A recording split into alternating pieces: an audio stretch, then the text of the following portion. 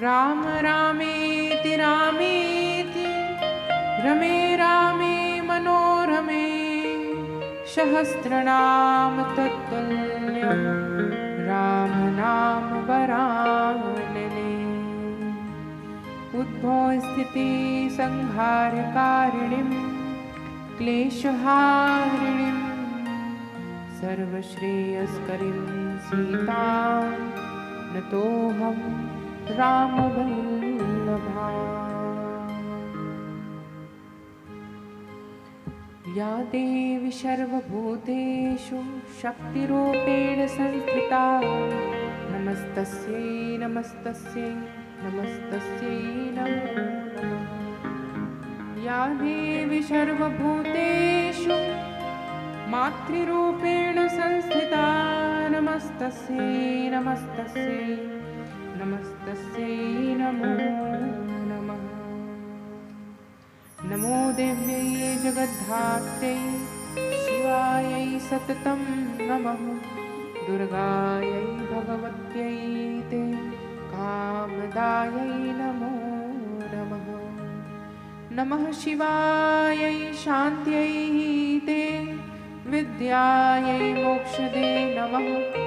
विश्वव्याप्त्यै जगन्माते जगद्धात्र्यै नमो नमः। श्री जगदम्बा देव्यै नमः।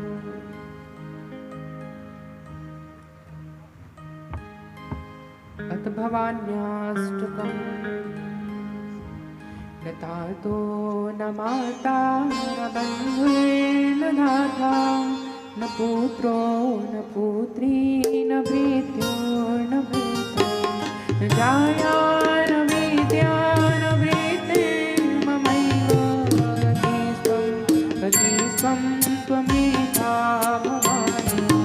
महाभावकारे महादुःखभीरो प्रकाशप्रकामी त्रिलोकी प्रमथ संसारपाशं प्रबद्ध सदा। गतिस्त्वं त्वमेका भवानि। न जानामि दानं न च ध्यानयोगं न जानामि मन्त्रं न स्तोत्रमन्त्रं न जानामि पूजां न च न्यासयोगं। गतिस्त्वं त्वमेका भवानि। न जानामि पुण्यं न जानामि तीर्थं न जानामि मुक्तिं लयं वा कदाचित् न जानामि भक्तिं कृतं वापि माते। गतिस्त्वं त्वमेका भवानि।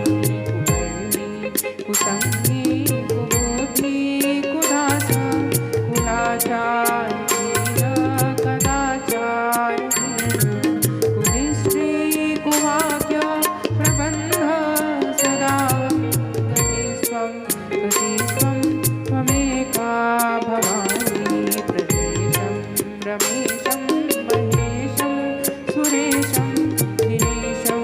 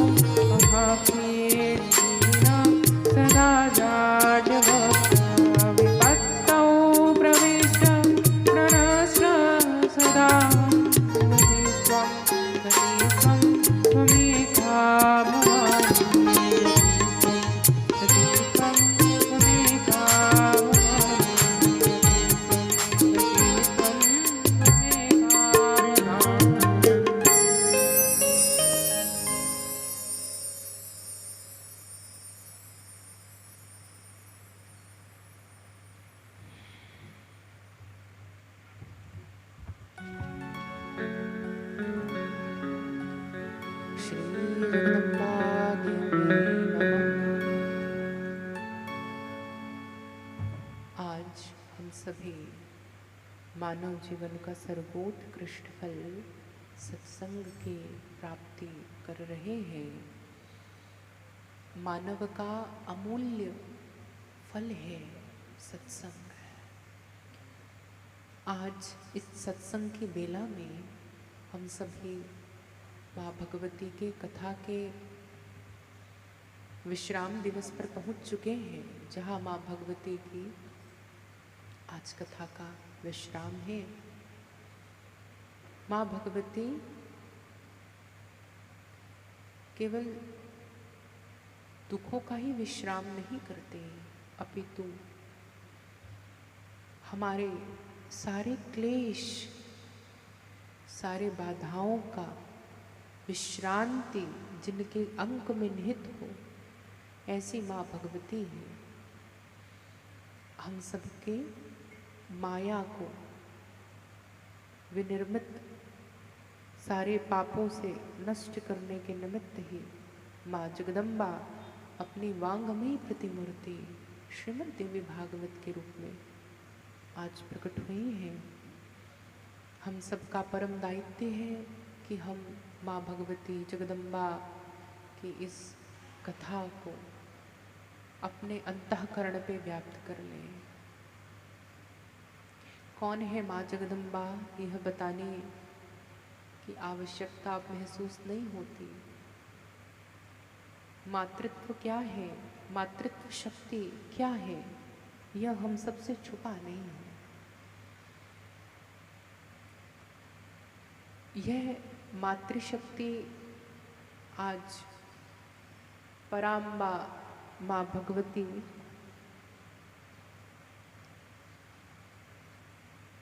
इस विश्राम दिवस के दिन एक बहुत विशेष संदेश हमको देने जा रही है, और वह हम अपने माता से क्या सीखते हैं, क्या सीखे। हम सबके माएँ हैं, हम सभी ने अपने अपने माँओं को देखा है।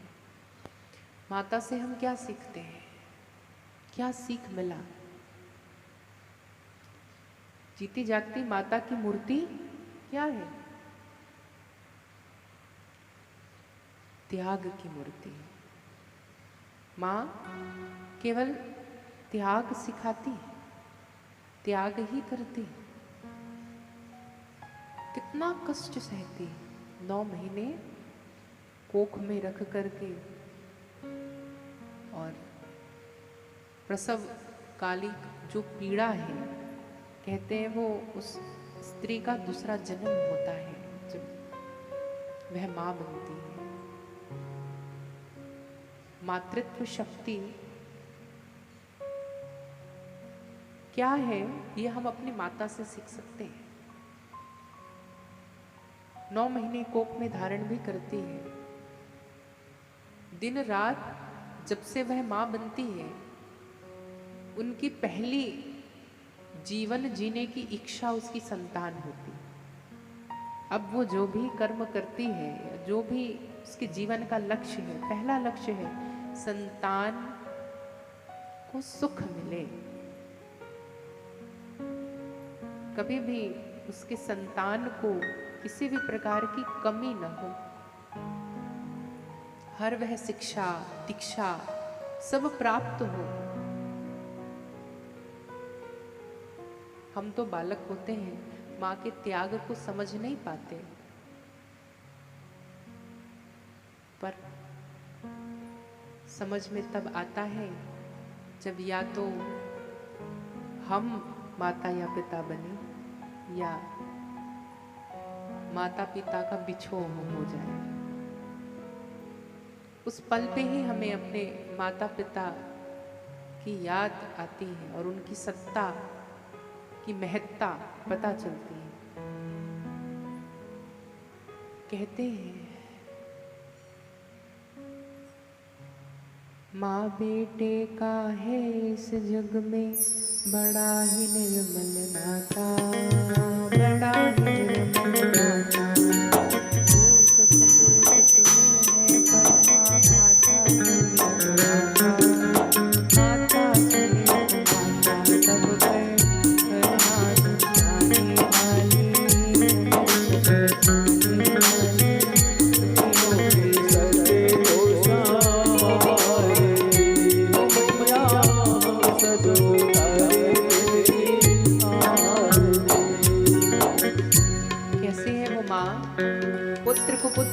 सकता है, पर माता कभी कुमाता नहीं हो सकती।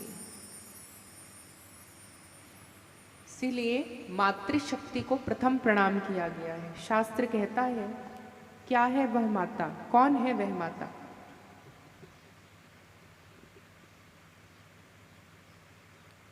मां शब्द केवल मां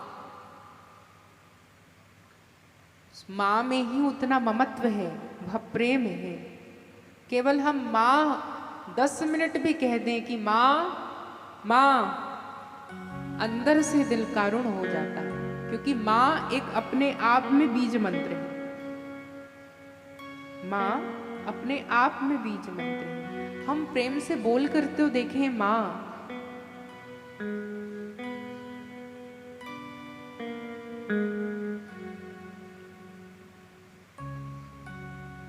आज यह देह इस पृथ्वी पर है, आज हम समझ पा रहे हैं, कुछ कर पा रहे हैं, इस लायक हैं, उसके पीछे केवल और केवल हमारे मातृत्व का हाथ है, हमारे माता का हाथ है। आज ये नवरात्रि की 9वीं तिथि हम मातृशक्ति को ही अर्पण करते हैं। इस मातृ शक्ति की देवताएं भी ऋणी हैं, देवता भी ऋणी हैं। शास्त्र कहते हैं पिता बड़े या माता? माता बड़ी ना? देवता बड़े या पिता? देवता बड़े या पिता बड़े हैं? पिता बड़े हैं। पिता बड़े या माता? इतना सोचना पड़ रहा है। माता ही बड़ी है, माता बड़ी है। और माता से बड़ा कोई है? माता से बड़े कोई है? कौन? गुरु। कहाँ लिखा है? कौन कह रहा है? कौन कह रहा है?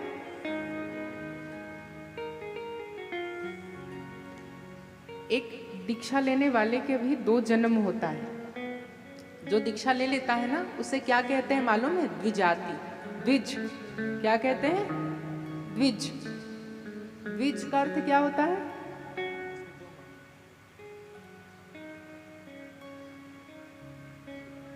जो 2 बार जन्म ले उसे कहते हैं द्विज। जिसका 2 जन्म हो उसे कहते हैं द्विज। तो पहला जन्म मां और दूसरा जन्म गुरु, जो द्विज करते हैं। शरीर को जन्म देती है माता और आत्मा को जन्म देते हैं गुरु, इसीलिए द्विज कहा जाता है। और जब द्विजत्व प्राप्त होता है, द्विजत्व प्राप्त होने के बाद ही कर्म का फल मिलता है। इसीलिए आज हम यह चर्चा किए, तो यदि कहे संकट काल में हम, और एक और श्लोक है, आप सब कहते हैं त्वमेव माता च पिता त्वमेव, त्वमेव बंधुर च सखा त्वमेव, त्वमेव विद्या द्रविणम त्वमेव, त्वमेव शर्वम मम देव देव। ये शरणागत मंत्र है। इस मंत्र का जो 108 बार करे तो उसमें पूर्ण शरणागति। यदि किसी को शरणागति का भाव है लेकिन हो नहीं पा रहा है शरणागति, किसी कारणवश बाधा मोह है, तो इस मंत्र का जाप वो 108 बार करने लगे तो पूर्ण शरणागति बन जाएगी। त्वमेव माता च पिता त्वमेव, त्वमेव बंधु च सखा त्वमेव, त्वमेव विद्या द्रविणं त्वमेव, त्वमेव शर्वं मम देव देव। गुरु केवल माता ही नहीं होती, सब कुछ होते हैं। जिस दिन यह समर्पण का भाव आ गया, आप देखें जहां कहीं भी है, गुरु अपने मातृत्वता को भी निभाएंगे। गुरु अपने मातृत्वता को भी निभाएंगे। शरीर जब तक के है माँ का, तब तक के आपके साथ रहेगी। लेकिन गुरु शरीर न रहने के बाद भी आपके साथ रहेंगे और न जाने आपके कितने जन्मों में आपके कितने शरीर के माताओं की व्यवस्था वो आपके लिए करवा देंगे। शरीर से गुरु आपका लाल पाल नहीं कर पा रहे हैं तो माता को भेजते हैं, क्योंकि पुनरपि जननम पुनरपि मरणम, इसकी गति हाथ में किसकी होती है? गुरु के। द्विज को भेजता कौन है? गर्भ में।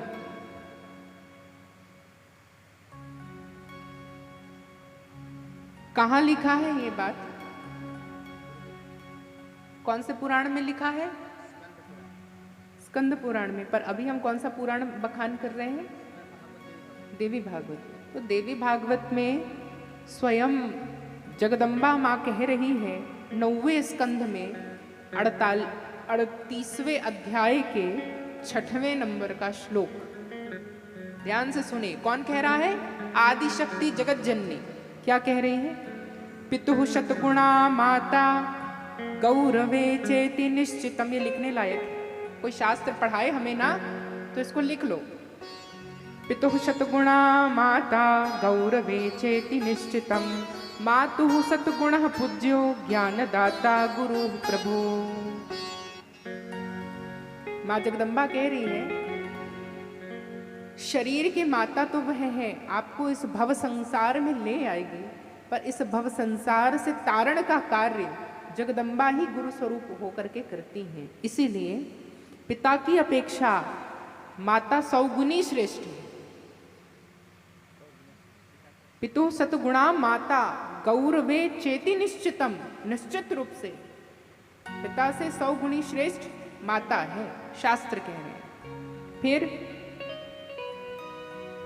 मातु सतगुणः पूज्यो ज्ञानदाता गुरु प्रभु, किंतु ज्ञान प्रदान करने वाला गुरु माता से भी 100 गुना अधिक श्रेष्ठ होता है। 9:38-6।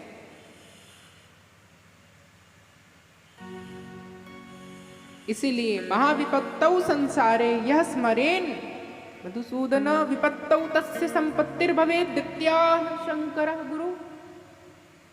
यदि इस घोर विपत्ति में भी जो कोई उनके शरण नहीं जाता तो समझ लीजिए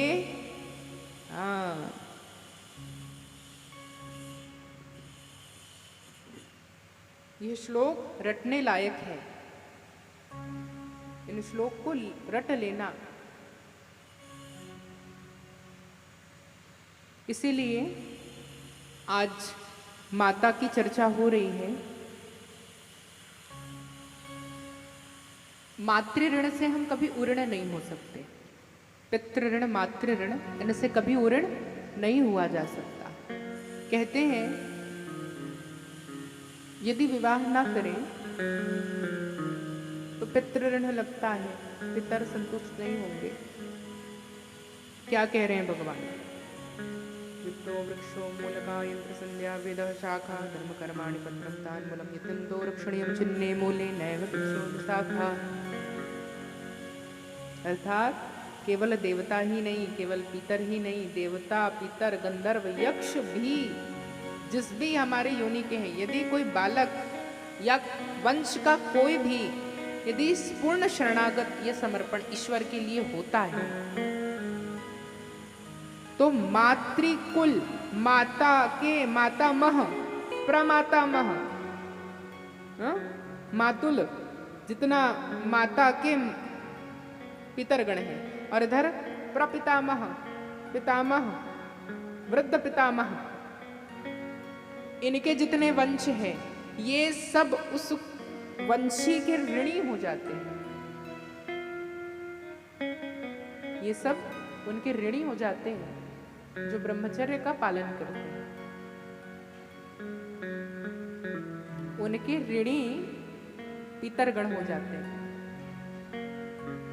और यदि हम गृहस्थ आश्रम में प्रवेश करते हैं तो हम ऋणी होते हैं। तो हमें ऋण चुकाने के लिए ही पंच यज्ञ का विधान किया गया है गृहस्थियों के लिए। वो यह 5 यज्ञ करेंगे तब उनको पितृ ऋण, देव ऋण, ऋषि ऋण से उऋण होना पड़ेगा। क्या क्या है गृहस्थियों के 5 यज्ञ? पहला पहला यज्ञ क्या है? पहला यज्ञ देव यज्ञ, देव मंत्रों का जाप। दूसरा पितृ यज्ञ, पितरों के निमित्त अमावस्या आदि को जल आदि देना, तर्पण आदि करना, सीधा निकालना और गाय कुत्ते को खिलाना, ये पितृ यज्ञ श्राद्ध। तीसरा ऋषि यज्ञ, वो क्या होता है? सदग्रंथों का पाठ जाप, ये है ऋषि यज्ञ। गायत्री आदि मंत्रों का जप जो होता है, या गुरु से प्रदत्त जो मंत्र मिलता है उसका जप, ऋषि ऋण। चौथा भूत यज्ञ, बलि वैश्व। बलि वैश्व क्या होता है? किसको मालूम है बलि वैश्व? घर में चूल्हा जलने के बाद पहला जो अन्न निकलता है वो पहले अग्निदेव को डाला जाता है। अग्निदेव को देने के बाद फिर गाय को दिया जाता है, फिर घर के ठाकुर जी को दिया जाता है, फिर घर में जो अतिथि आए हैं उनको देते हैं, फिर घर के सबसे बड़े बुजुर्ग और बालक या बच्चों को दिया जाता है। हाँ, ये बलि वैश्व है, ये करना ही पड़ेगा हर गृहस्थियों को। जो नहीं करता उसको पाप चढ़ रहा है। घर में चूल्हा जल रहा है, चूल्हे जलने के बाद जो भी अन्न पहले निकल रहा है आप उसे पहले छेना जला करके अग्नि में डालो, उसके बाद ही भोजन पकेगा, उसके बाद ही पेट में भोजन जाएगा। हर गृहस्थी को करना चाहिए, तब फिर पादुका में भोग लगाओ।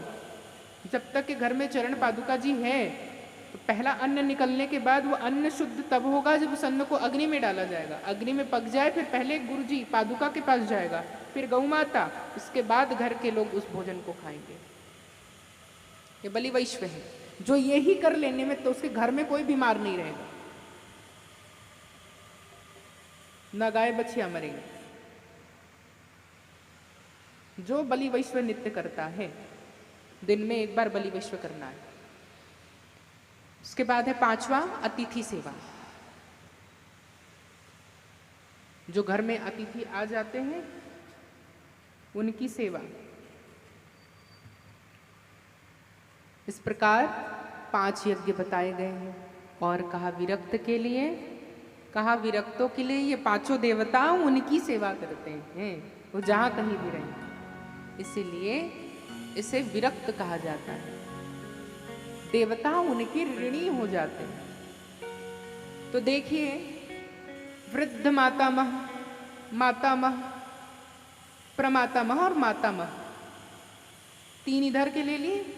इधर वृद्ध पितामह, प्रपितामह, पितामह, 3 इधर के हो गए। कितने हो गए? 6 जो चले गए। अब जो आने वाले हैं 3 पीढ़ी इधर इधर से ले लो, कितने हो गए? 9 इधर के हो गए। अब इसके ऊपर चले जाओ और 4-4 पीढ़ी ले लीजिए। उतने वंश जो अभी जा चुके हैं और जो आने वाले हैं वह भी तर जाते हैं। इतने पीढ़ियों को तार देता है वो। तो बहुत सौभाग्य की बात है कि हम इस मार्ग में चल रहे हैं। साधक बनना इतनी आसान प्रक्रिया नहीं है। उस प्रकरण में गुजरने वही गुजर सकता है जिसके ऊपर गुरु की कृपा हो, वही गुजर सकता है। तो नारद जी, सनत सनंदन, सनातन कुमार, अगस्त्य ऋषि, दत्तात्रेय, कपिल मुनि, शंकराचार्य, रामानुजाचार्य, रामानंदाचार्य, मध्वाचार्य, चैतन्य महाप्रभु, ये ऐसे ऐसे विरक्त स्वामी हैं जिनके ऊपर महती करुणा कृपा ईश्वर की रही है, जो स्वयं ईश्वर स्वरूप रहे। आइए आज उन कृपा को स्मरण करते हुए माँ जगदम्बा के नाम संकीर्तन हम सब करें।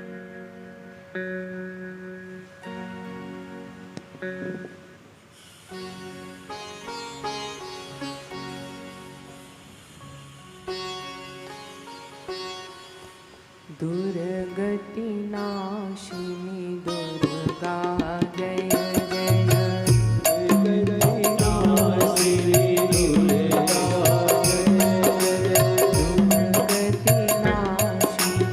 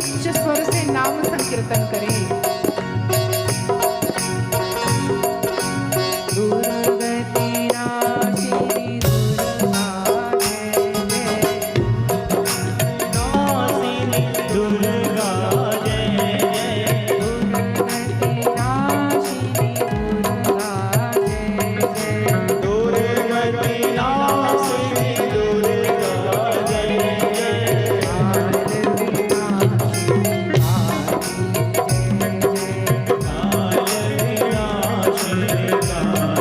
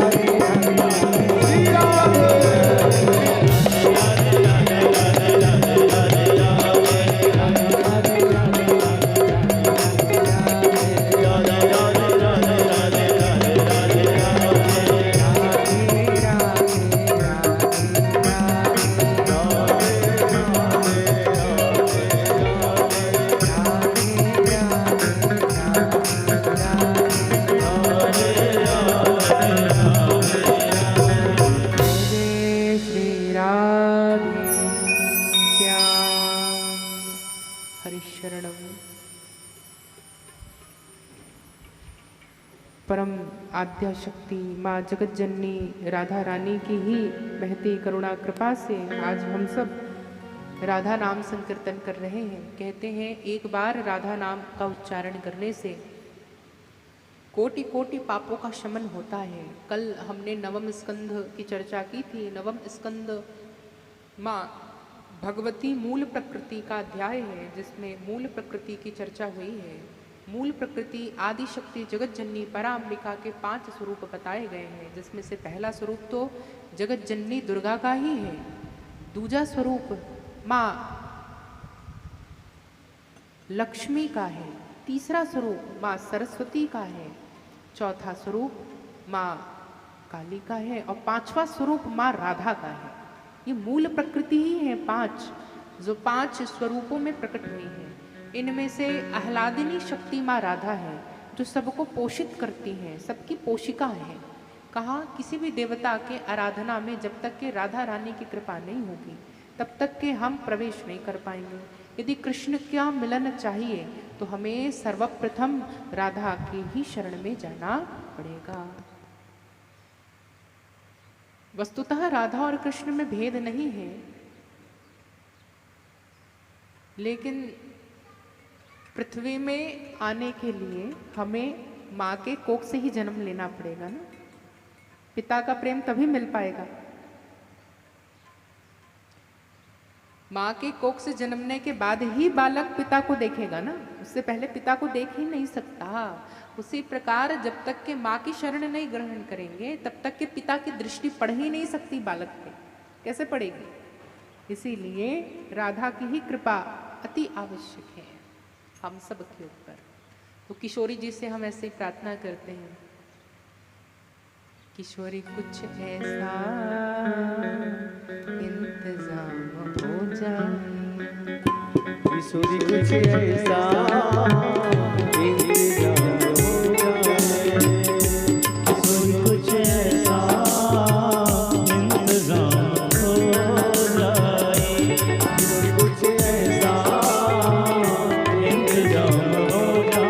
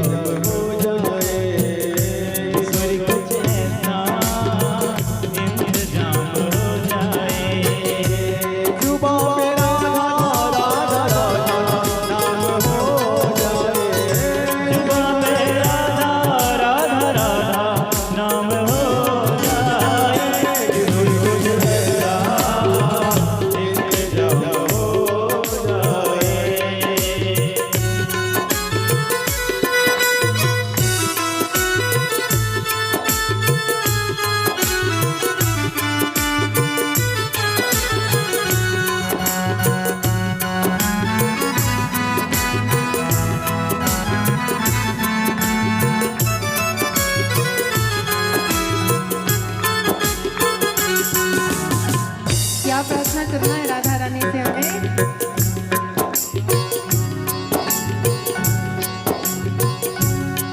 यही प्रार्थना करना है कि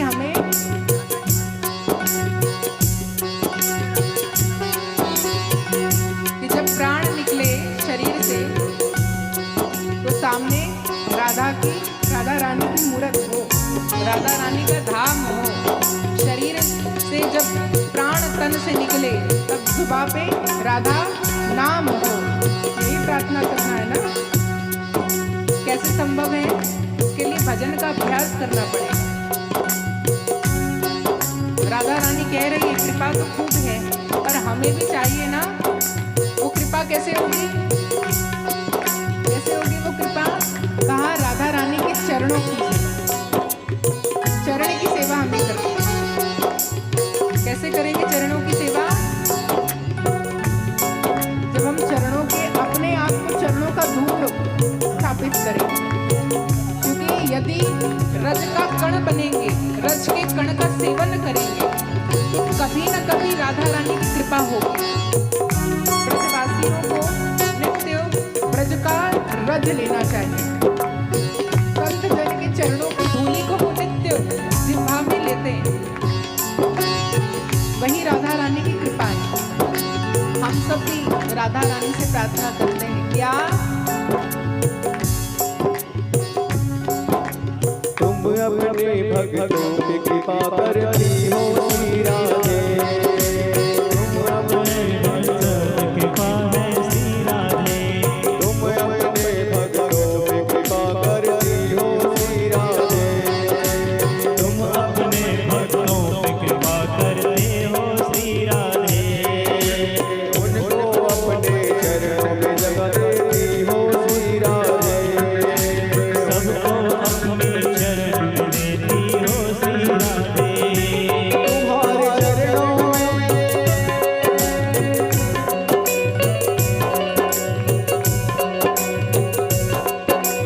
तुम्हारे चरणों में मेरा मुकाम हो जाए। तुम्हारे चरणों में मेरा इंतजाम हो जाए। कोई कुछ ऐसा इंतजाम हो जाए। कोई कुछ ऐसा इंतजाम हो जाए। जुबा पे राधा राधा राधा नाम हो जाए। राधा राधा राधा नाम हो जाए।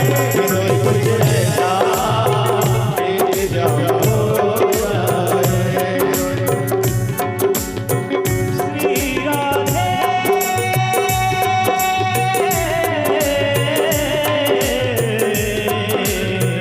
श्री राधे श्री राधे। किशोर कुछ ऐसा इंतजाम हो जाए। किशोर कुछ ऐसा इंतजाम हो जाए। जुबा पे राधे राधे राधे। जुबा पे राधे राधे राधे नाम हो जाए। किशोर कुछ ऐसा इंतजाम हो जाए। किशोर कुछ ऐसा इंतजाम हो जाए।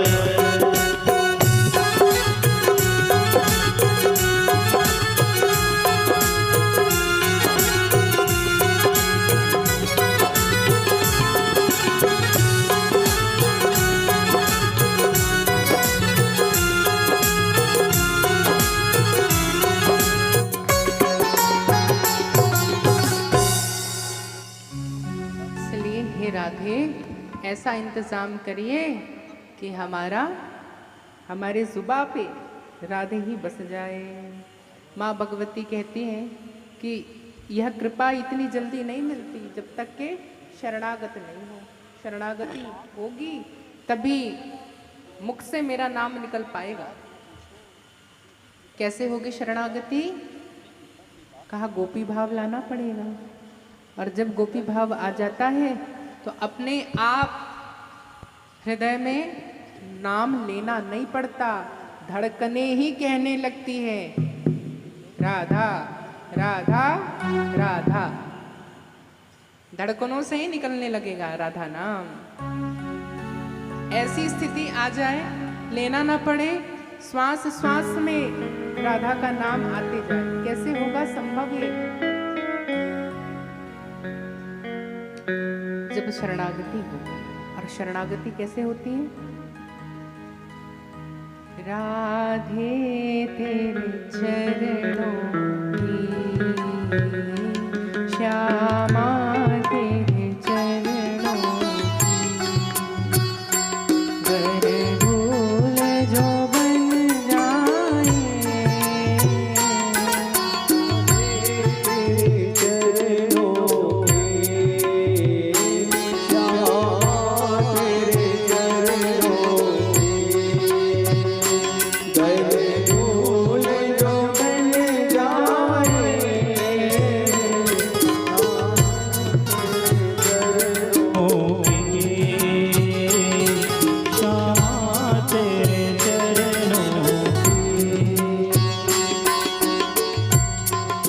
प्रार्थना करनी पड़ेगी ना भगवान से।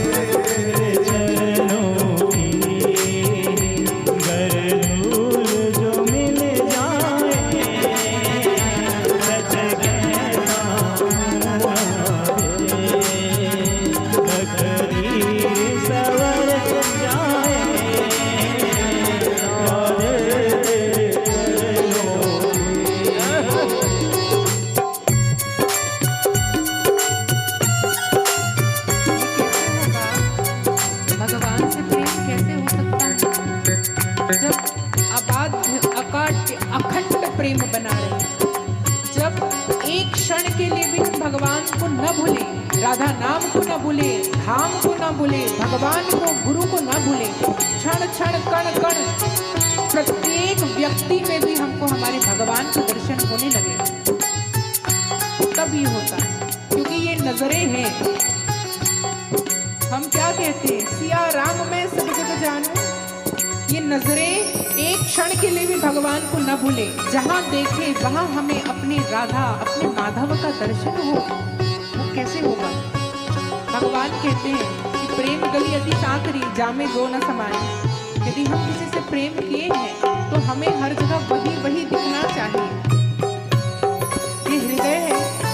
यदि हम एक क्षण के लिए भी संसार का चिंतन करते हैं, समझ लीजिए उतने देर के लिए हम भगवान से विमुख हो गए, उतने देर तो भगवान को भूल गए जितने देर ये नजर किसी हाड़ मांस के इंसान को देख रही है और उसे ये प्रतीत हो रहा है कि हम किसी इंसान को देख रहे हैं।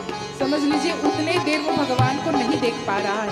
जिस समय उसे ये लग जाए कि मैंने भगवान के बनाए इस हाड़ मांस के पुतले को हम देख रहे हैं, जिसके अंदर भी मेरी राधा रानी बैठी हुई है और जिसके हृदय में भी धड़कने राधा राधा कह रही है, यदि ये दृष्टि हमारे अंदर आ जाए तो समझ लीजिए कि नजरें दूसरे को देख करके भी राधा को ही देख रही है। लेकिन जब ये ना समझ में आए तब क्या होगा? ये नजरें भूल गई राधा को। फिर उतनी देर के लिए तो भूल गए ना, ये नजरें भी खोजती हैं। ये अपनी नजरों से कभी एक भक्त उस समय अपनी नजरों से गिर जाता है क्योंकि हमने किसका दर्शन कर लिया। इसलिए भगवान से प्रार्थना करें, नजरों से गिराना ना, चाहे जितनी सजा देना। नजरों से गिराना ना, चाहे जितनी सजा देना। नजरों से गिराना ना, चाहे जितनी सजा देना। नजरों से गिराना ना, चाहे जितनी सजा देना। नजरों से तो गिर जाए, नजरों से जो गिर जाए, नजरों से तो गिर जाए। नजरों से जो गिर जाए। मुश्किल ही संभल पाए राधे। तेरे चरणों में जाओ, तेरे चरणों में कर दूर जो मिल जाए। राधे तेरे चरणों में श्यामा तेरे चरणों में। जो मिल जाए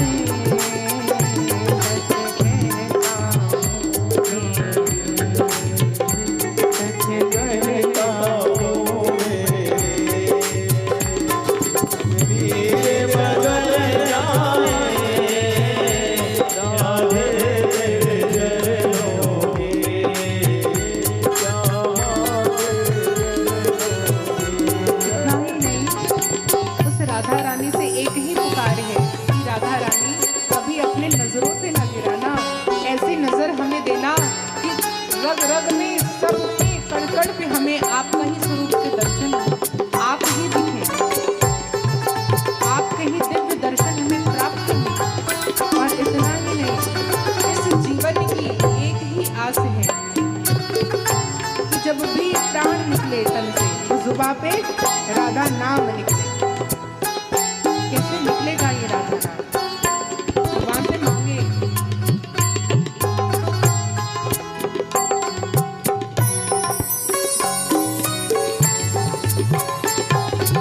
राधे इस जीवन की बस एक तमन्ना है। राधे जीवन की बस एक तमन्ना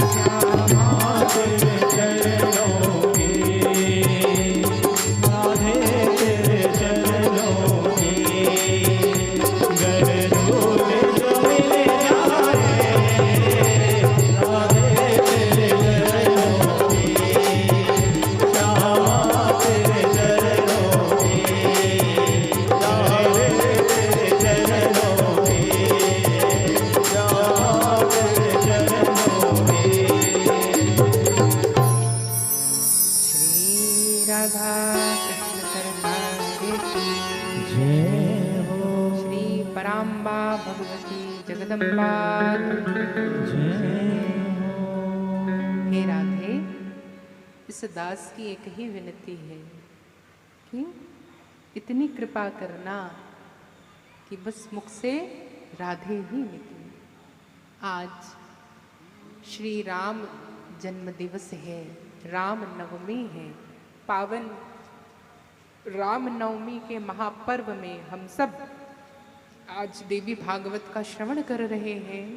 आज देवी भागवत की महत्ता है, महात्म की चर्चा होनी है।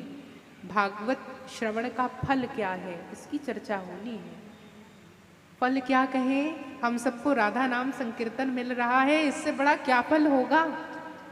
कहे अच्छा इतना बड़ा फल, इतना बड़ा फल।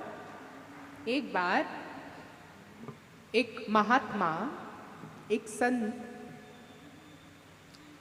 अपने मौज में, अपने मस्ती में कीर्तन कर रहे थे और इतने रमे हुए थे और बहुत सिंपल श्वेत वस्त्र था, वो भी फटे वस्त्र पहने, हाथ पैर में भभूत लगाए, जटा जूट धारण किए, दंड कमंडल हाथ में और अपने रंग में रंगे हुए हैं।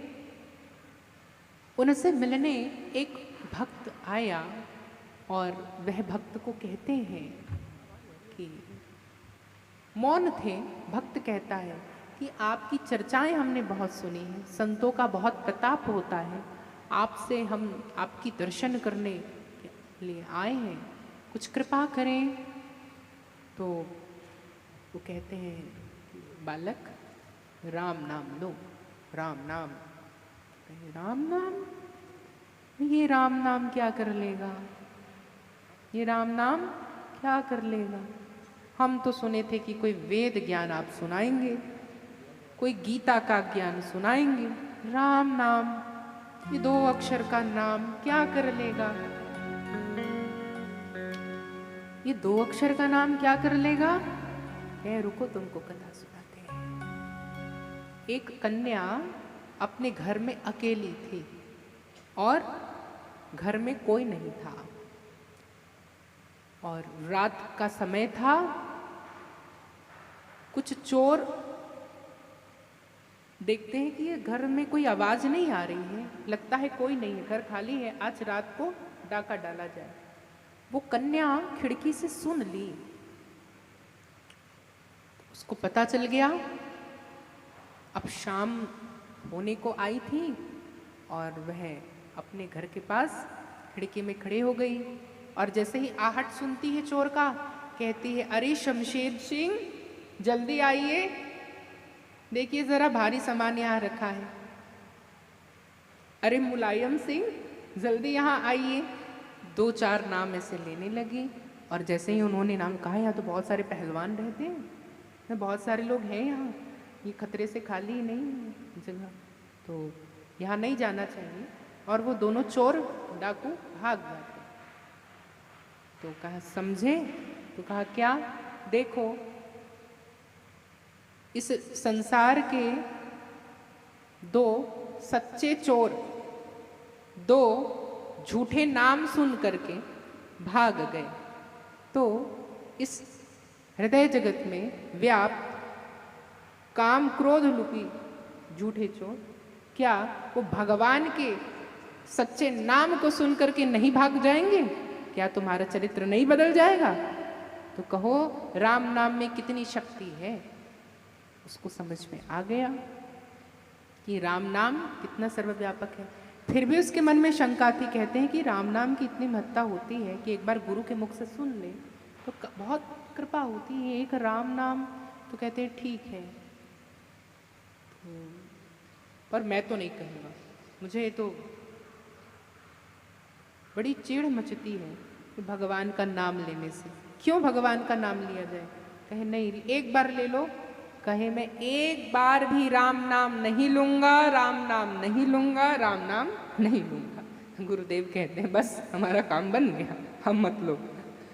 अच्छा ठीक है, इतने जल्दी कैसे मान गए गुरुदेव? कहा बस मान गए, हमारा काम हो गया। तो कहे देखो, जब कभी तुम्हारा प्राण निकले और जब तुमको ऊपर जाना पड़े, यमदूत पूछें कि पाप का फल पहले भोगोगे या कोई पुण्य? तो ऐसे तो तुम्हारे खाते में पुण्य नहीं रहेगा, लेकिन फिर भी हमारा याद करके बोल देना कि एक बार राम नाम लेने का जो फल हो पहले उसे दे दो। तो कहे ठीक है, आपकी जैसी आज्ञा। समय बीतता है, कालचक्र आता है, और जैसे ही गुरुदेव जाते हैं और उसी घाट में अचानक से उसकी मृत्यु हो जाती है और यमदूत लेने पहुंच जाते हैं। वो देखते हैं अरे अभी गुरुदेव ने कहा था और चल बसे, हम क्या करें?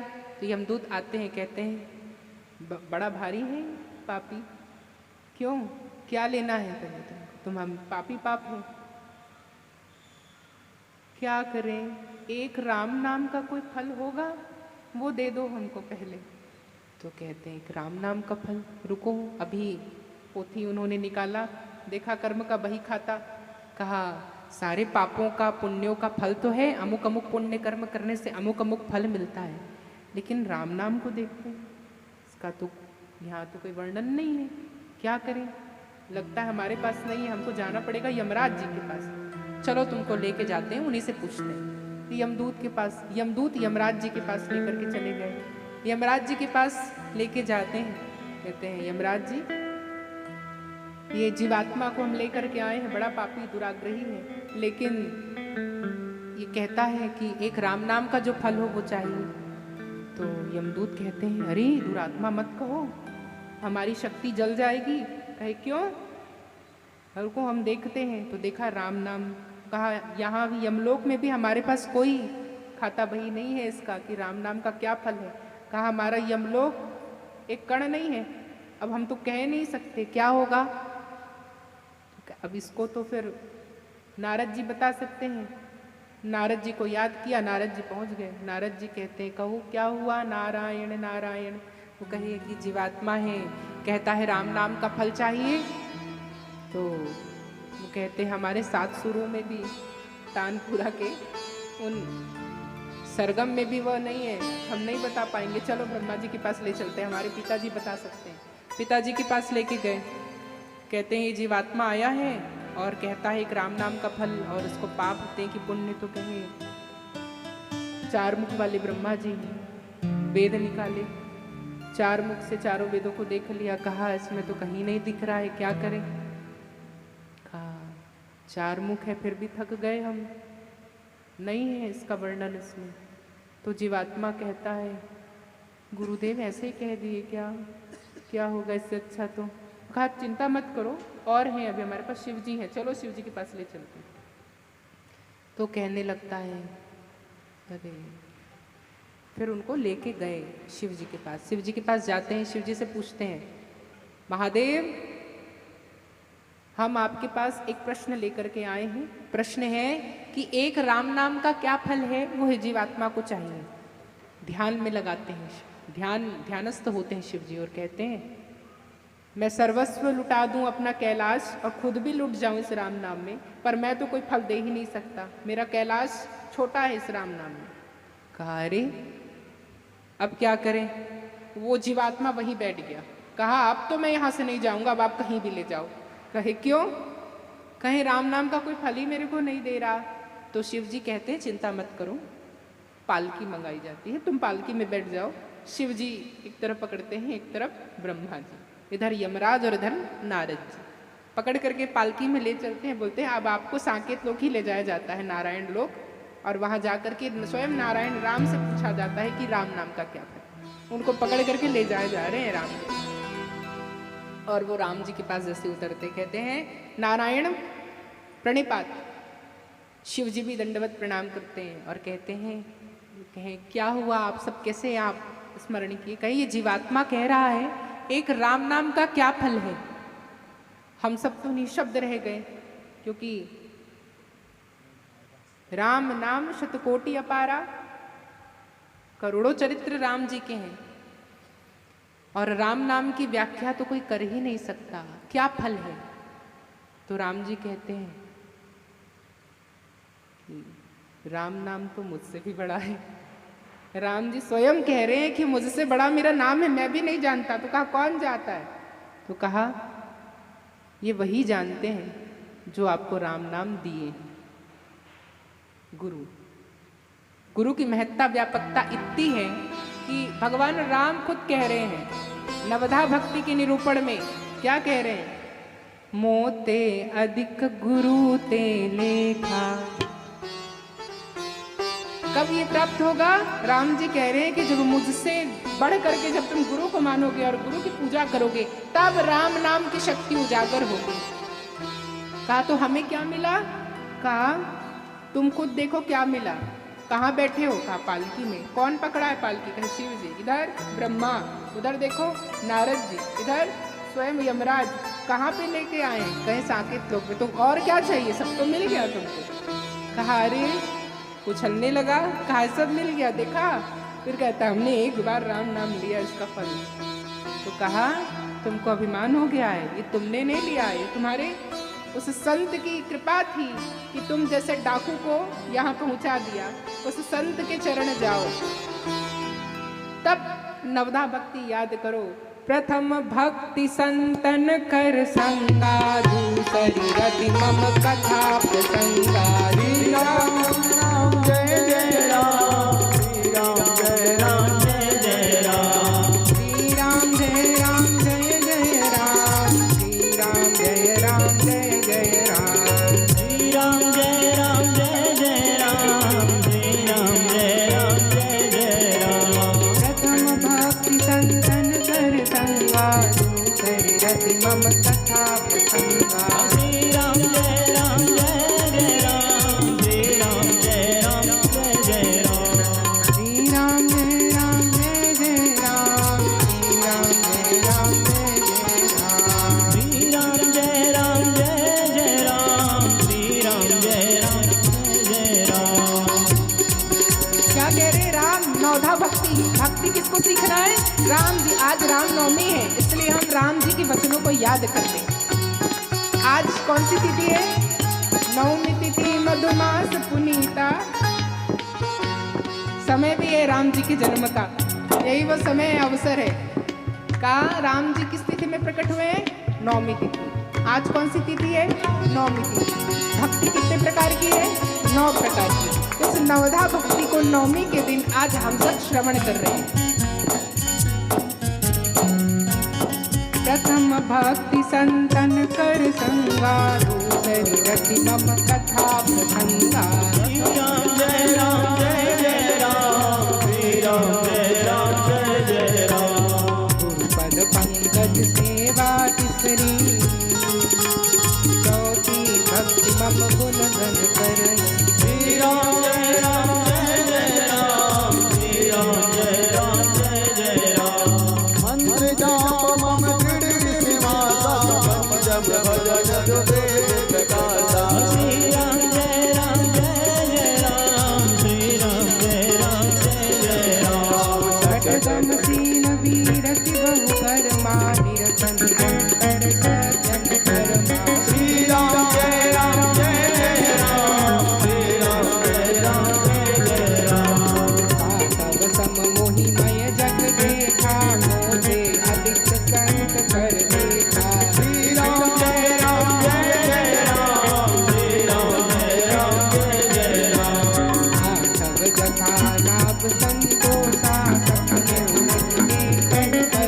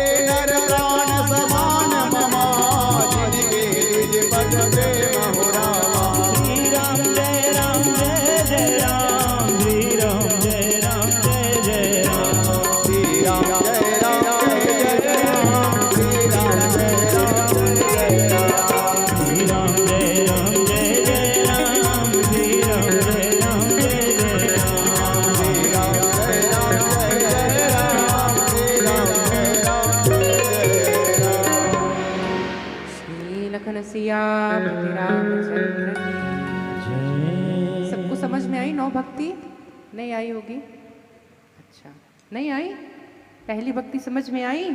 कहा 9 भक्ति को पुष्ट करना है तो पहली भक्ति ही है। प्रथम भक्ति संतन कर संगा, संतों का संग करें तब ही प्राप्त होगा। फिर दूसरी, उन संतों के मुख से निकली हुई कथा पे प्रेम करो। दूसरी रति मम कथा प्रसंगा।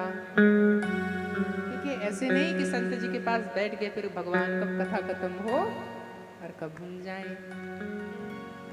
हाँ, यदि भगवान से प्रेम चाहिए तो सबसे पहले दूसरी रतिमम कथा प्रसंगा, कि भगवान के चरणों से प्रेम हो, वह तभी संभव है जब भगवान के ही स्वरूप गुरु में हम पहली भक्ति करें।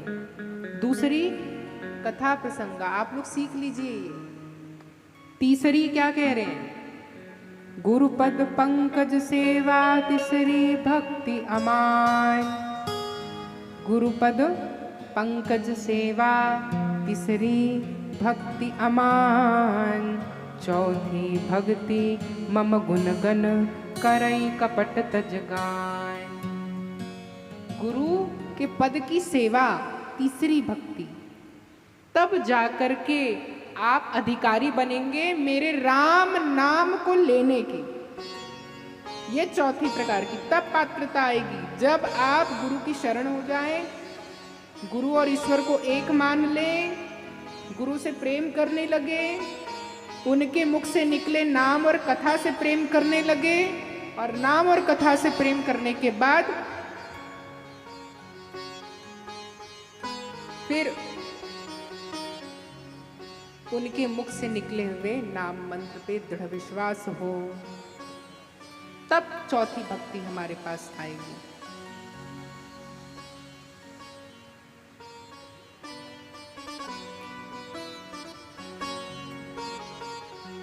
जब तक के यह भक्ति का जागरण इस हृदय क्षेत्र पे नहीं होगा, तब तक के व्यर्थ है वह जीवन। पांचवी भक्ति बताओ, बताओ पांचवी भक्ति।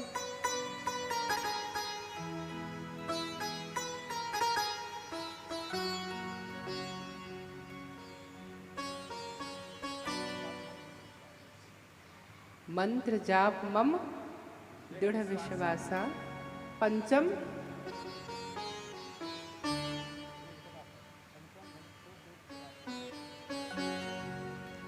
माइक से बोलिए, सुनेंगे सब। मंत्र जाप मम दृढ़ विश्वास, पंचम भजन सुवेद प्रकाश। तब जाकर के आपको पांचवी भक्ति की प्राप्ति होगी, और वो पांचवी भक्ति है गुरु के मुख से निकले मंत्र पे दृढ़ विश्वास। हमने पहले दिन बताया था ना, भगवान में, गुरु में और मंत्र में एक बुद्धि रखना। राम जी भी यही कह रहे हैं, मंत्र जाप मम दृढ़ विश्वासा। पंचम भजन सो वेद प्रकाशा। पंचम भजन सो वेद प्रकाशा। तब जाकर के आपका भजन सिद्ध होगा जो वेद में प्रकाशित है। वेद क्या कहती है? भजन वही है जब हम मन से, वचन से और कर्म से गुरु और भगवान और मंत्र को एक माने। परिभाषा समझ में आ रही है पांचवी भक्ति की? फिर है छठा, दमशील वीरति बहुकर्मा, निरत निरंतर सज्जन धर्मा। सज्जन संतों के बताए रास्ते का अनुसरण करना। क्या अनुसरण? कि दम, शील और वीरति अर्थात विरक्तता जब मन में आने लगे संसार के प्रति, तब यह छठे नंबर की भक्ति होती है। तब जाकर के कहे इतना भी हो गया, वैराग्य भी धारण कर लिया आपने, लेकिन जब तक के यह सूत्र आपकी समझ में नहीं आएगा तब तक के मैं तो आपको मिल ही नहीं सकता। कहा कौन सी है? सातव सम मोहिमय जग देखा। पूरे जगत में आपको मैं ही दिखना चाहिए, लेकिन मोते अधिक गुरु ते लेखा। अर्थात मुझसे भी अधिक आप संतों पे दृढ़ विश्वास रखें। संत को देखो, मुझसे अधिक, क्योंकि मैं ही उनके मुख पर आकर के कहूँगा, उनके रूप से ही कृपा दूंगा। 8वां जथा लाभ संतोषा, संतोष आ जाए, 8वीं भक्ति हम पे, कैसी भी परिस्थिति हो संतोष से जीना सीख जाए, तब जाकर के सपने नहीं देखा ही परदोषा, फिर आपको दोष का दर्शन नहीं होगा। हमने कहा था ना, परदोष का चिंतन नहीं करना। फिर आएगी नवी भक्ति, नवमहु एकहु जिनके होई, नारी पुरुष सचराचर कोई। जब आप स्त्री और पुरुष का भेद मिटा दोगे, तब नवी भक्ति प्राप्त होगी। क्या है नवी भक्ति? जब ये भेद आ जाए कि मैं स्त्री हूं, आप पुरुष हैं, तब तक के नहीं। जब तक गोपी भाव नहीं आएगा कि हम सब एक ही हैं। गोपी भाव अर्थात हम सब में स्त्री भाव है, पुरुष केवल एक है, परमात्मा। जब वह गोपी भाव हमारे अंदर आ जाएगा, तब नवी भक्ति का प्रकटीकरण होगा। मम दर्शन फल परम अनूपा, जीव पाई निज सहज स्वरूपा। जो इस प्रकार की भक्ति को अपना लेता है, मेरी वाणी को सुन लेता है, वह मेरे ही स्वरूप हो जाता है, मेरे धाम को प्राप्त कर लेता है। 4 प्रकार की मुक्ति होती है, सायुध, सारूप्य, सालोक्य, सारूप्य। वह भक्ति उस मुक्ति को प्राप्त कर लेता है। सगुण उपासक परहित निरत नीति दृढ़ नेम, ते नर प्राण समान मम जिनके द्विज पद प्रेम। इसका अर्थ समझ में आ रहा है क्या? यदि साधु संतों के से प्रेम नहीं हुआ, तब तक के आप मुझे भूल जाइए, मुझे प्राप्त नहीं कर सकते। भक्ति की व्याख्या सुन लिए, ये 9 भक्ति है। आइए इस भक्ति का प्रणयन करने वाले, भक्ति का प्रणयन भगवान राम ने किसको किया? नवधा भक्ति किसको बताई? कोई और नहीं है, वो भी इसी धराधाम में, इसी धराधाम में, छत्तीसगढ़ की, छत्तीसगढ़ में ही है। क्या नाम है उनका? शिबरी माता, माँ शबरी। शबरी के घर जा करके भगवान ने यह नवदा भक्ति का उपदेश दिया। ये शबरी ही हैं जो बड़े से बड़े साधु महात्माओं को पछाड़ दी, जाति से नीच जाति, भिलनी, उनके हाथ का कोई पानी ना पिए, कुरूपा। लेकिन गुरुदेव की आज्ञा भई थी, बालपन से ही घर छोड़ करके भाग गई, जंगल में रहने लगी। कहीं गुरु सेवा करना है, गुरु सेवा करना है, गुरु सेवा करना है। गुरु जी के आश्रम पहुंची, वहां देखें कि यहाँ तो नारियों के लिए कोई जगह ही नहीं है, सब ऋषिवर हैं और बड़े बड़े ज्ञानी महात्मा। कोई घास खा के रह रहे हैं, कोई पत्ते खा के रह रहे हैं, कोई कुछ खा के ही नहीं रह रहे हैं, कुछ हवा खा के रह रहे हैं, ऐसे ऐसे। कुछ तो हवा भी नहीं ले रहे हैं, सांस रोक के रह रहे हैं। इतने बड़े बड़े तपस्वी। ये कहीं मैं तो धन्य हो गई ऐसे आश्रम में आकर के। रोज उनके चरण धूल को अपने माथे पे लगाती, बाल पे लगाती, बाल तो लट बन गए थे रज लगा लगा करके, और शोभायमान थी, और शरीर में वह बड़ा तेज। ऋषि मुनि मतंग ऋषि के आश्रम में वे पहुंची। वहाँ वो देखी, मेरे लायक क्या सेवा है, मेरे हाथ का छुआ तो पानी भी नहीं पिएंगे। तो क्या करते, जब ये रात को सोते तो वो सुबह भोर में ही उनके आंगन को झाड़ बहार करके, साफ सुथरा करके, उनके लिए ईंधन के लिए लकड़ी ले आती, कमंडल वगैरह को मांझ धो के रख देती, उनके लिए पुष्प चयन करके ले आती, पुष्पों की माला बना देती, इतना यज्ञ मंडप को गोबर से लिप देती, वेदियों को, और घास चारा ये सब ला करके रख देती, उनके यज्ञ के लिए ईंधन आहुति ला करके रख देती, समिधाएं ला कर रख देती, बहुत बड़ा काम कर लेती। इनसे उन ऋषि मुनियों को वन में जाने की आवश्यकता ही नहीं पड़ती। फिर उनके आहार के लिए फल भी ला करके रख देती। कहते हैं गुरु जी बड़ा प्रसन्न हुए, कहे हाँ आजकल हमारे शिष्यों को हुआ क्या है, इतनी अच्छी सी सेवा, बिना कहे सब कुछ उपस्थित हो रहा है। धन्य है हमारे कि हमको ऐसे शिष्य मिले। बड़े प्रसन्न हुए कि आए नहीं है, आने से पहले सारी तैयारियां, सब कुछ, उनके बोलने से पहले सब चीज हाजिर। बड़े प्रसन्न और खूब आशीर्वाद देने लगे अपने शिष्यों को। तो शिष्य पहले तो थोड़ा लजा गए कि गुरुजी हमने नहीं किया है, कैसे बोले? तो कहा किसने किया है? कहीं हमें भी नहीं मालूम। अरे देखना पड़ेगा। तो कौतूहल उमज गया कि कौन कर रहा है, हम नहीं कर रहे, और हमारा काम शिष्यों को भी बड़ा अच्छा लगे, हमारा काम कोई कर देता है। क्या करें? एक दिन जाग करके वे देखते हैं कि आखिर करता कौन है। तो देखें एक भीलनी थी और बूढ़ी सी, और वो सब पत्ता बुहार करके रख देती, फूल माला बना लेती, ईंधन समिधा फूल फल ला के रख देती।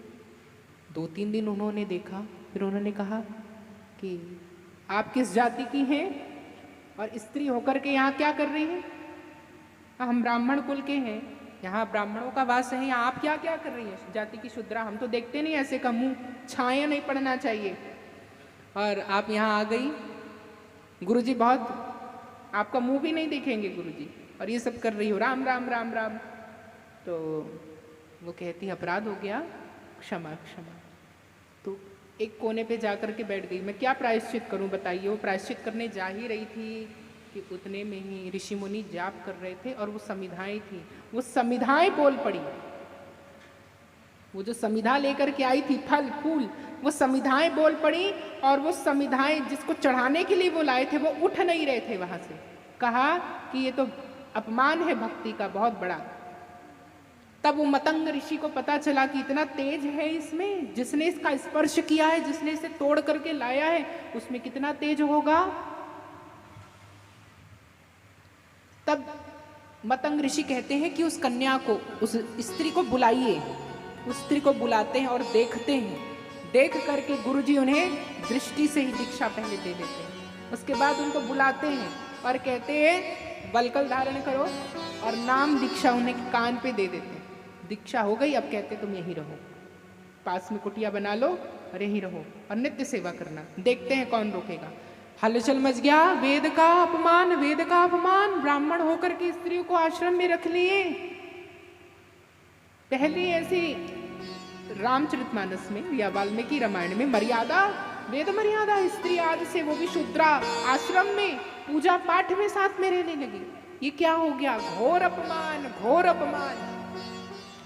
लेकिन हिम्मत किसी की नहीं पड़ती। ऋषि मतंग थे, सिद्ध, और सबरी से भी कहने की किसी की हिम्मत नहीं, लेकिन अंतर मन से सबसे ईर्ष्या करते सबरी से। कहे कि ये क्या तप करती है जाति शूद्रा, आगे आगे सब कर देती है, और गुरुजी की चहेती बन गई। हाँ, सब तो हम करते हैं, जाति के ब्राह्मण है तप कर रहे हैं, सब कर रहे हैं, और जाति की शूद्रा ये क्या भला कर सकती है? गुरुजी भी क्या देखते हैं।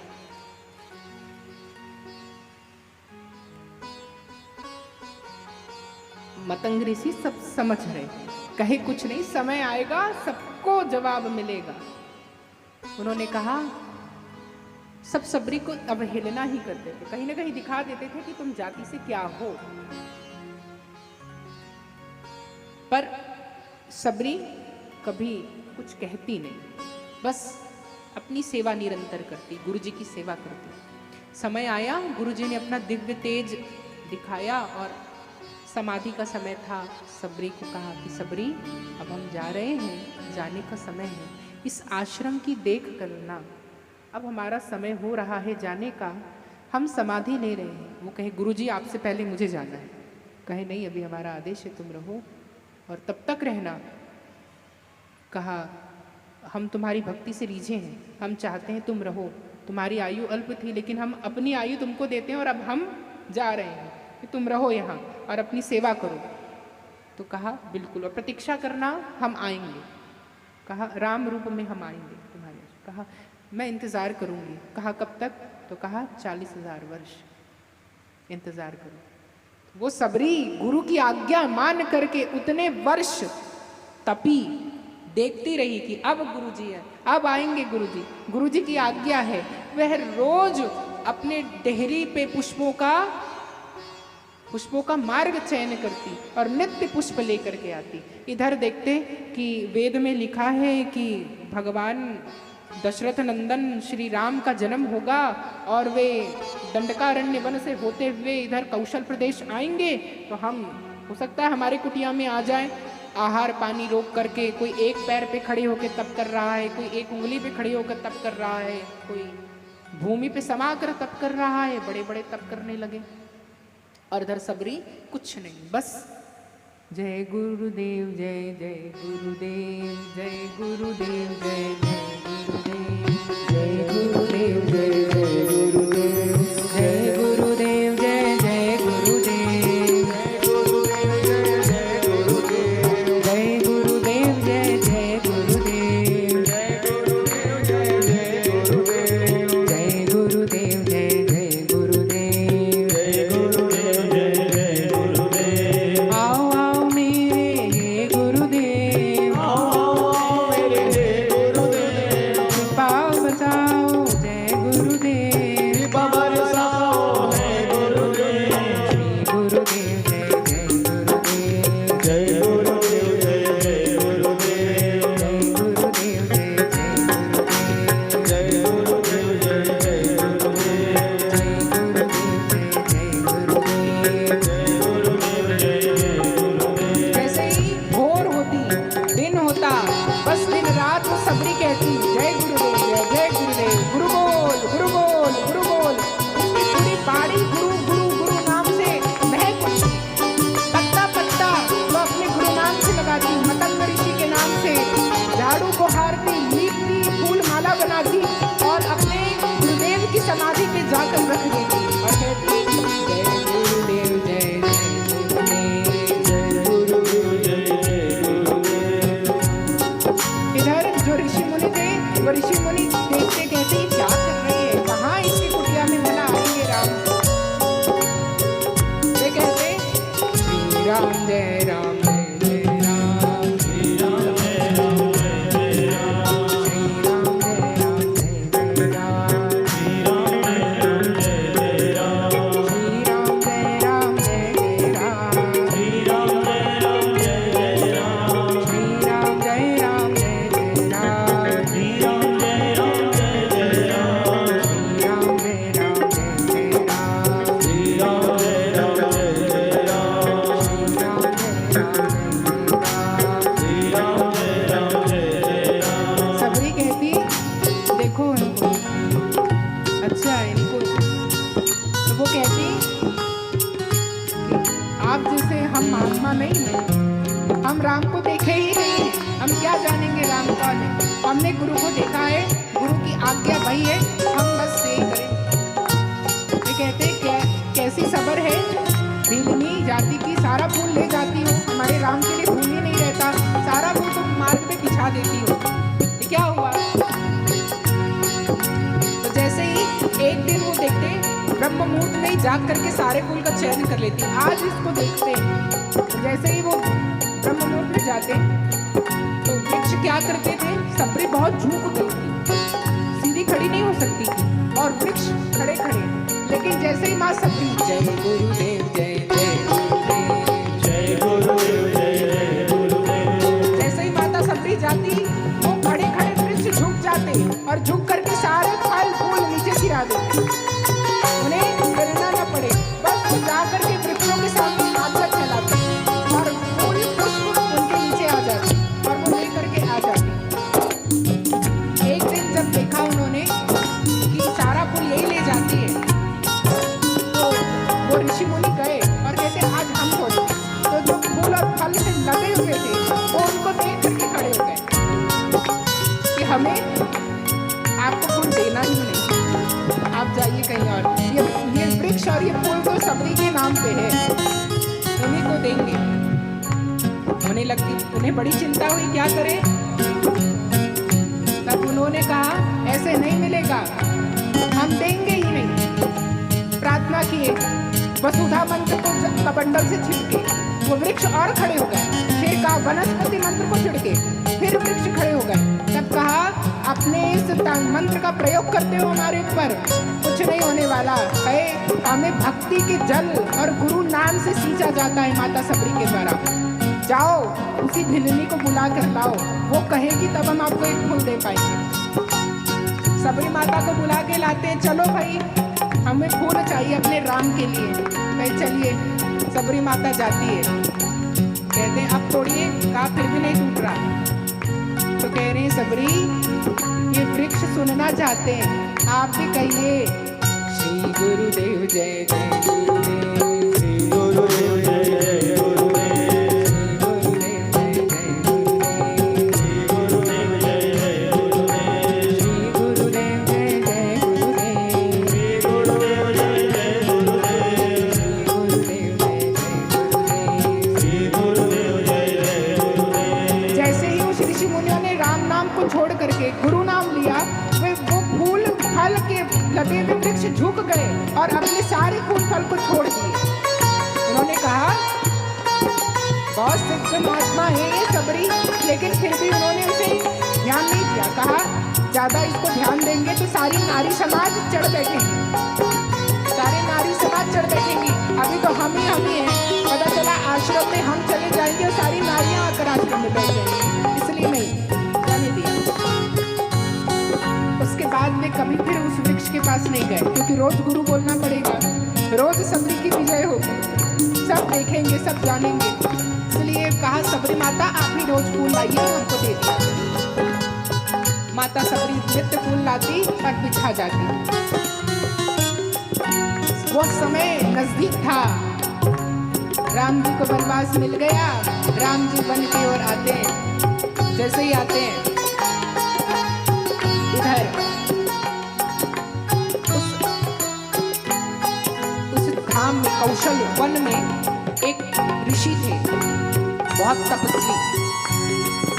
एक दिन माता घट से जल लेने के लिए जलाशय की ओर जा ही रही थी कि उस स्थान पर जलाशय से जैसे ही जल लेकर के एक ऋषि आ रहे थे और वो भी जल लेकर के आ रही थी।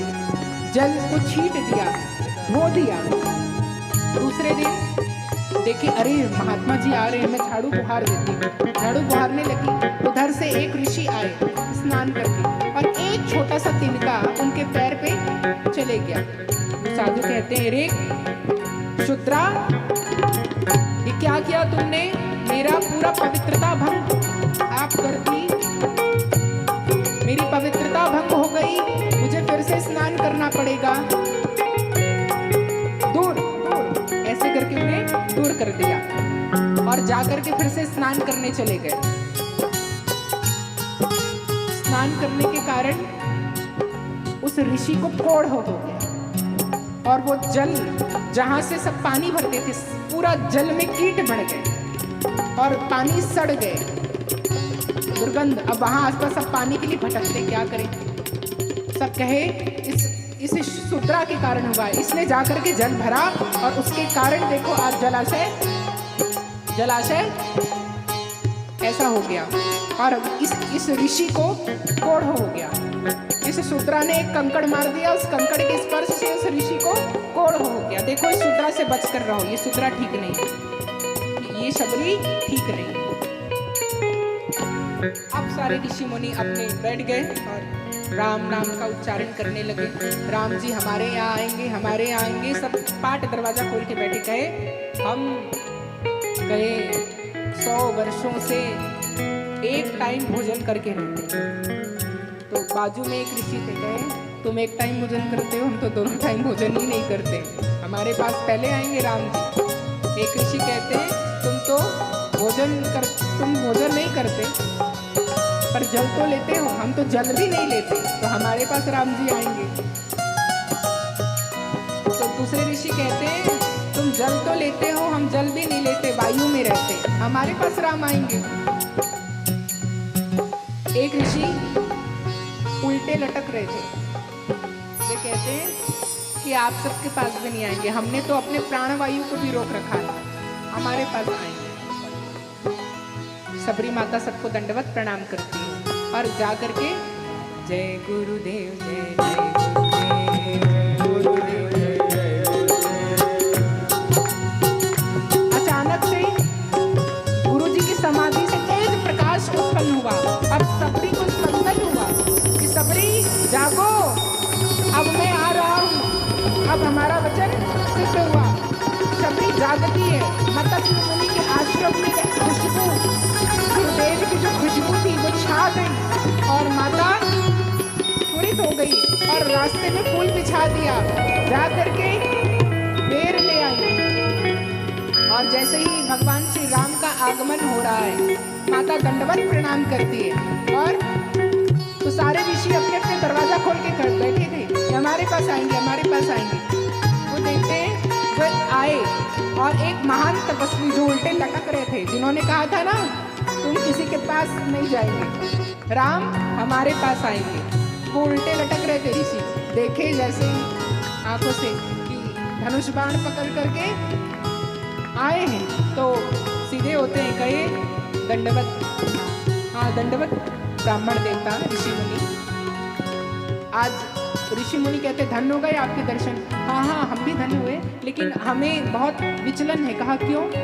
अरे हमको जिनसे मिलना है, हमारी आंखें जिनसे तरस रही है देखने के लिए, उनके दर्शन नहीं हो रहे। कहा कि आप शबरी का घर जानते हैं क्या महात्मन? आप हमें शबरी का घर बता दीजिए, हम आपके घर नहीं बैठ सकते, वहीं जा करके बैठेंगे। अब ऋषि की आंखें चढ़ गई। कहा एक तो हमारे पास आए नहीं और आकर के सबरी का पता पूछते हैं। बता दिया कि सबरी यहाँ रहती है। अब राम जी सबरी के यहाँ जा रहे हैं और इधर जितने महात्मा जन थे वो कहते ये वही राम है, ये परमात्मा है, ये अमर्यादा में कैसे आ गए, एक शूद्रा के घर कैसे जा रहे हैं? नहीं नहीं ये राम नहीं हो सकते। फिर उन्होंने शास्त्र का आकलन किया, कहा राम तो यही बता रहे, लक्षण यही है, दशरथ नंदन है, आजानु बाहु यही है, धनुष बाण यही पकड़े हैं, फिर भला ये कैसे? घर गए, माता सबरी को प्रणाम किया और सबरी शर्मा के बेर थे, लेकिन उस सबरी के जूठे बेर खाए और लक्ष्मण को भी खिलाए। लक्ष्मण जी देख रहे थे और कहा खाओ, लक्ष्मण को भी खिलाया। और फिर कहते हैं माता हम धन्य हो गए आपकी सेवा से, आपकी भक्ति से, आपकी गुरु भक्ति से हम धन्य हो गए। आपके गुरु के कारण ही हम आपके पास आ पाए हैं। अब आप कृपा करें और अपने गुरु की समाधि हमें दिखा दीजिए। तो श्री राम माता सबरी के साथ जाते हैं और उस समाधि स्थल को प्रणाम करते हैं। उस समाधि स्थल से तेज प्रकाश निकलता है और वो राम जी पे समा जाता है। राम जी कहते हैं कि मुझे अब यहाँ से वनवास की और सीता को खोजने निकलना है, वहाँ से आके मर्यादा की स्थापना करना है। ये मतंग ऋषि के आशीर्वाद से ही हो सकता है। इसलिए मतंग ऋषि का आशीर्वाद उन्होंने लिया और फिर वहाँ से वे निकल गए। सारे ऋषि मुनि उनको प्रणाम करने के लिए आते हैं, सब प्रणाम कर रहे हैं उनको। और इधर ऋषि कहते दूर से, राम जी कह रहे दूर से हमें स्पर्श नहीं करना। ऋषि कहते हैं शूद्रा का स्पर्श करवा लिए, शूद्रा का जूठा बेर खा लिए और हम ब्राह्मण हैं, छू रहे हैं, तो कहते हैं छूना नहीं। कैसे? नहीं दूर से ऋषि मुनि तो राम ऐसे कहते। फिर कहते हैं आपसे हमें एक कार्य था राम जी। तो कहे हाँ कहिए मर्यादा पुरुषोत्तम। राम आपसे हमारी एक विनती है कि यहाँ एक पंपा सरोवर है, वह सरोवर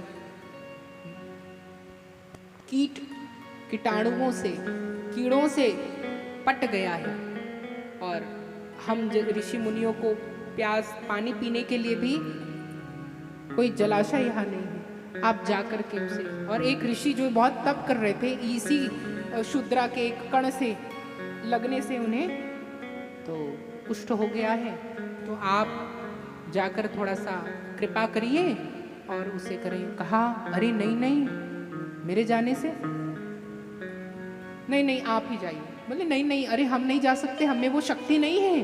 कहा नहीं आप ही परमात्मा हैं, आप जाइए। तो कहा क्या करें, चलिए चलते हैं। राम जी चले गए। अब राम जी ने जैसे ही एक पैर रखा उस जलाशय में, तो उस जलाशय में थोड़े बहुत कीड़े थे, वो कीड़े बड़े बड़े हो गए और पानी काला हो गया। तो कहते हैं अरे ये राम जी है, इनके चरण रखने से जल सड़ गए, कैसे कैसे हो गया, कीड़े लग गए। कहा ये राम जी हैं। कहा अरे, तो कहते हैं अब तो हम में भी वैसी शक्ति नहीं है, क्या करें? तो कहा महात्मा जी आप बहुत तपस्वी हैं, आप अपना पैर रख दीजिए, आप छू दीजिए। बड़े प्रसन्न। तो महात्मा जी जाते हैं वहाँ, जैसे ही वे अपना हाथ स्पर्श करते हैं तो वो पूरा पानी काला दुर्गंध और उसमें से वो पानी जलने लगता है। तो सब कहे, वो और शर्मिंदा, अब देखे नहीं, लजाए, क्या हुआ हमारे तप का हाल, पानी का क्या हाल है? कहा ये क्यों हो रहा है? राम जी ने कहा अब ये ठीक कैसे हो सकता है? तो कहे माता सबरी को जानते हो? कहे सबरी जहाँ खड़ी हो ना वहां के रज को ले आओ और इसमें डाल दो। कहा अरे वो शूद्रा, उसके चरणों की धूल हम डालेंगे इसमें? मैं ब्राह्मण उसे शूद्रा कह सकता? हाँ, सावधान हो जाइए, यही आपका पाप है। आपको पता है ये क्यों हुआ है? कहा आपने किसी भक्तिनी के भक्ति का अपमान किया है और उस अपमान के कारण ही माँ ने आपको श्राप दिया है, और जिसके कारण जो मेरे भक्त का तिरस्कार करता है, समझो वो मेरा ही तिरस्कार कर रहा है। तो अब जब आप उनके नतमस्तक होंगे और उनके चरण की धूली इसमें डालेंगे तब ये पवित्र होगी। तो जैसे ही सबरी को पता चलता है वो आश्रम से गायब, नहीं कि राम जी मेरी बड़ाई कर रहे हैं, मुझे वहाँ नहीं रहना है, जहाँ राम जी मेरी बड़ाई करते हैं। वो चले गई वहाँ से और जाकर के अपने राम जी के पास बैठ गई, गुरु जी के पास समाधि के पास बैठ गई। और फिर वो ऋषि जिनको कुष्ठ था वो भी आए, कहे आप उसी चरण की धूली को जब तक कि अपने मुंह पे नहीं लगाएंगे माता सबरी के, तब तक कि आप भी ठीक नहीं होने वाले, जाइए। अब दोनों गए सबरी के पास, सबरी का आवाहन किया, माता सबरी आई।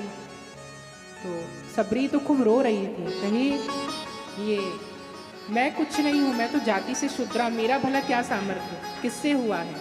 तो राम जी ने नवदा भक्ति का उपदेश देते और कहते मोते अधिक गुरु ते लेखा, मैंने इसी भक्ति का अनुसरण किया, मुझ में जो भी शक्ति है ये मेरे गुरुदेव की शक्ति है। आज आप जैसे बड़े बड़े ऋषि मेरा पैर पड़ रहे हैं, राम जी मेरे द्वार में आए, मेरे गुरु के कारण हुआ है, गुरु भक्ति के कारण हुआ है, गुरु सेवा के कारण हुआ है।